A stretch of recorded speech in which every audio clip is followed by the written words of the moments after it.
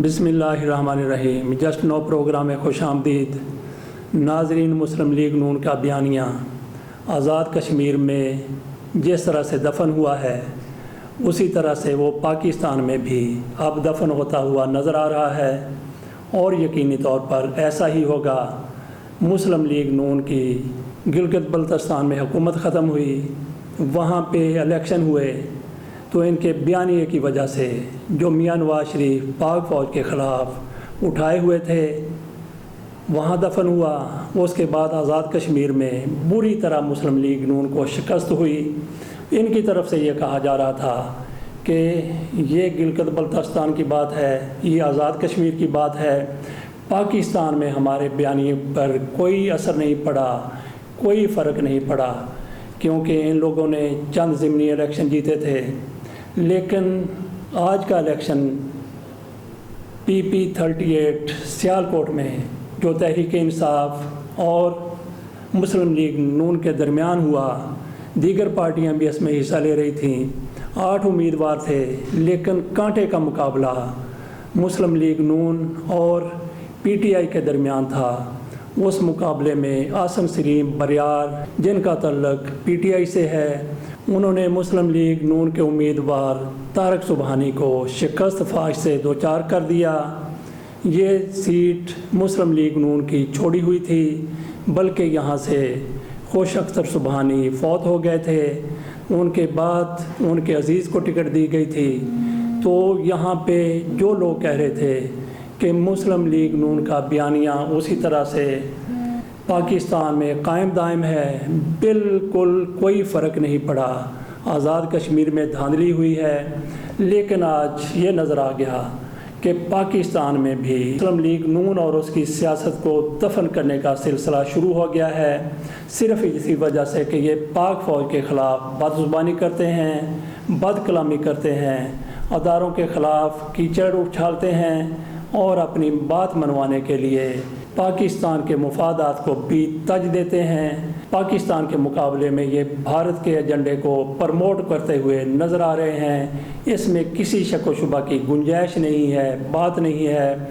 आज़ाद कश्मीर में आखिरी रोज़ इलेक्शन के रोज़ वहाँ पे थोड़ा झगड़ा हुआ तो खैबर PK की पुलिस के नौजवान की गोली की जद में आके आज़ाद कश्मीर पुलिस का नौजवान शहीद हो गया।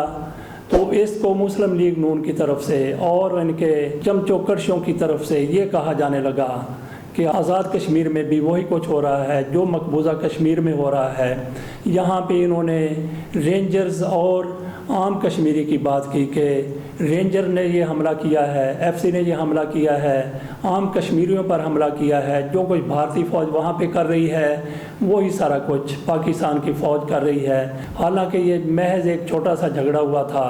खैबर पख्तूनख्वा पुलिस जो वहाँ पे आज़ाद कश्मीर हुकूमत ने बुलाई हुई थी, उनके और आज़ाद कश्मीर की पुलिस के माबैन उस दौरान बात बढ़ गई, फायरिंग हुई, तो आज़ाद कश्मीर पुलिस का एक एहलकार शहीद हो गया। इसको किस तरीके से इन्होंने गलत तौर पर उठाया, पूरी दुनिया में इन्होंने शोर मचाया। तो इस तरह की बातें जब ये लोग करते हैं, फ़ौज के ख़िलाफ़ करते हैं और पाकिस्तान की सालमियत के ख़िलाफ़ करते हैं, इनको ये भी शर्म नहीं आई कि आप क्या बात कर रहे हैं, आप दुनिया को क्या वहाँ का नक्शा दिखा रहे हैं। ये कहा जाने लगा कि वहाँ पे जो इलेक्शन में धांधली हुई है उसके ख़िलाफ़ मुजाहरे हो रहे थे, तो रेंजर्स की तरफ से गोली चला दी गई जिसमें एक कश्मीरी शहीद हो गया, 13 ज़ख्मी हो गए। ये सरासर झूठ था, बहतान था, इल्ज़ाम था, जिसकी तरदीद आने के बाद भी इन लोगों की तरफ से पाक फ़ौज के ख़िलाफ़ जहर उगला जा रहा है। इस जहर उगलने का ना तो कश्मीरियों ने असर लिया और ना ही पाकिस्तानियों ने असर लिया, बल्कि उल्टा असर हो गया कि इनकी आज़ाद कश्मीर में बुरी तरह से सुबकी हुई, इंतहाई ज़िल्लत का सामना करना पड़ा और वही ज़िल्लत वहाँ से चलते चलते हुए पाकिस्तान में आकर इनके गले का तौक बन गई है। उसका सबसे बड़ा सबूत आपके सामने हल्का پی پی 38 سیالکوٹ کا ہے۔ نواز شریف کا بیانیہ، مریم نواز شریف کا بیانیہ دفن ہو کے رہ گیا۔ حلقہ پی پی 38 میں جو کچھ ہوتا رہا، اس کی مزید تفصیلات آئیں گی تو وہ بھی ہم آپ کے سامنے رکھیں گے۔ سر دست ہمارے سامنے یہی تفصیل آئی تھی کہ وہاں پہ تحریک انصاف کا امیدوار جیت گیا ہے اور مسلم لیگ نون کے امیدوار کو شکست فاش کا سامنا کرنا پڑا ہے، حالانکہ یہ مسلم لیگ نون کی سیٹ تھی جو ان کے بیانیے کے نیچے آ کر دفن ہو گئی۔ اجازت دیجیے، اللہ حافظ۔